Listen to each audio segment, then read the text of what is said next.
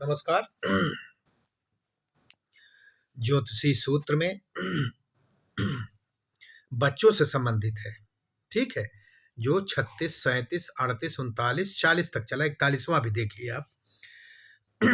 आप इसको इकट्ठा लिख के अपना मिलाइएगा। उसे वीडियो बनता तो 2 घंटे के ऊपर होता, इसीलिए मैं इसको पार्ट वाइज कर रहा हूं। तो देखिए, रेलिवेंट भाव मतलब जो पिछला वीडियो देखे होंगे उन्हीं के समझ में आएगा, ये समझ लीजिए आप।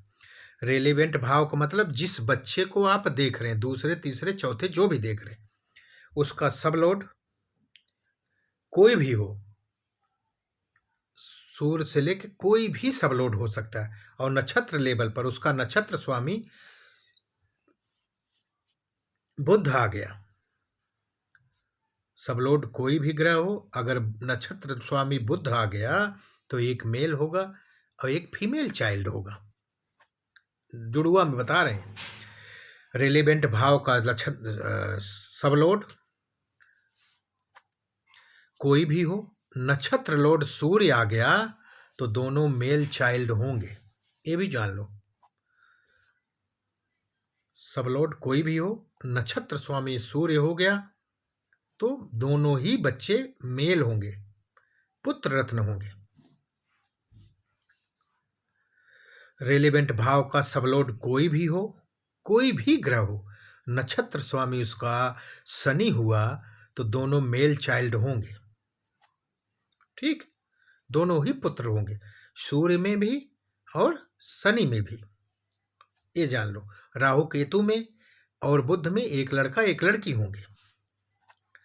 रेलिवेंट भाव का सबलोड कोई भी हो, ग्रह, ठीक है, और नक्षत्र लेवल पर जुपिटर आ जाए।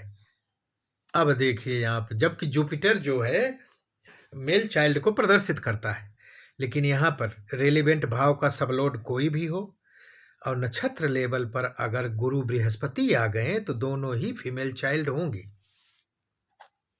दोनों ही फीमेल चाइल्ड होंगे जुड़ुआ में। रेलिवेंट भाव का सबलोड कोई भी ग्रह हो, नक्षत्र लेवल पर शुक्र आ गया तो दोनों फीमेल होंगे, फीमेल बेबी होंगे, चाइल्ड होंगे दोनों ही। रिलेवेंट हाउस, जिस भाव को आप देख रहे हो ना, जिस बच्चे को देख रहे हैं, पहले बच्चे के लिए मैंने बताया पंचम, दूसरे के लिए सप्तम, तीसरे के लिए नवम, चौथे के लिए 11th, ऐसे ऐसे आप देखना। जिस भी बच्चे को आप देख रहे हैं उसका नक्षत्र स्वामी उसका सबलोड कोई भी ग्रह हो, नक्षत्र लेवल पर अगर चंद्रमा आ गया तो दोनों फीमेल बेबी हैं, दोनों लड़कियां होंगी। रेलिवेंट भाव का सबलोड कोई भी हो, नक्षत्र लेवल पर अगर बुध हो,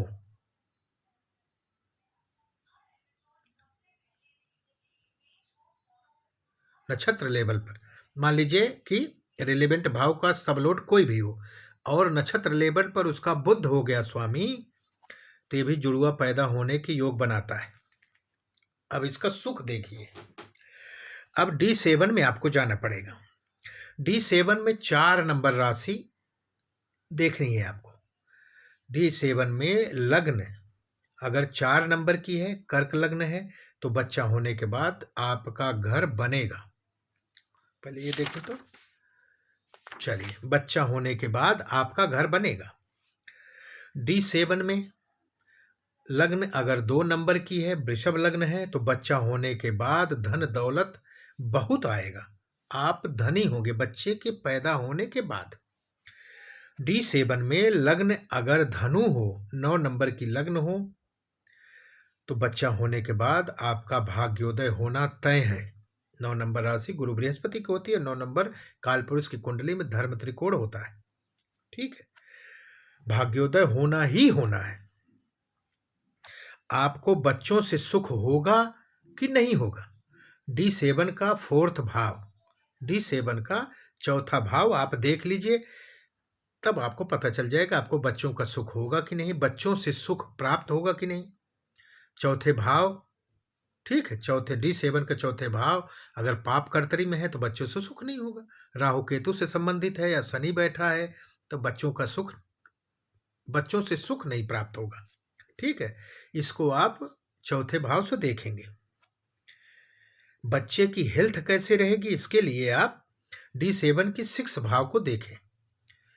अगर वो सही है, शुभ कर्तरी में है, शुभ की दृष्टि है, शुभ ग्रह बैठे हैं या उसका स्वामी उसमें बैठा है, तो आप समझ लीजिए कि आपके बच्चे की हेल्थ अच्छी रहेगी।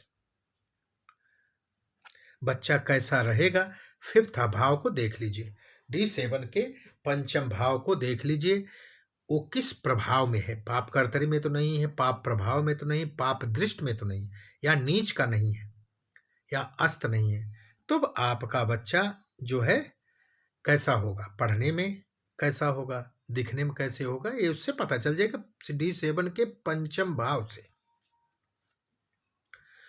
ठीक, यही जुड़ुआ वाला, जो जुड़ुआ वाला कंसेप्ट मैंने आज आपको 2-3 दिन से बताया, 36, 37, 38, 39, 40, 41, आज 4-5 दिन से यही जुड़ुआ वाला कंसेप्ट आपको विवाह में भी मिलेगा। फार्मूला जो है विवाह में भी देखना है, 2 शादी के लिए। ठीक है, कोई कहता है ना मेरे 1 से अधिक शादी को, वैसे तो उसमें बहुत कुछ है। 2 शादी का, 2 मैरिज का विवाह अगर हो तो इसी सूत्र से आप देख सकते हैं। बुध को अवश्य देखें, 2 शादी के लिए बुध जो है बहुत ही कारगर होता है, प्रभाव देता है।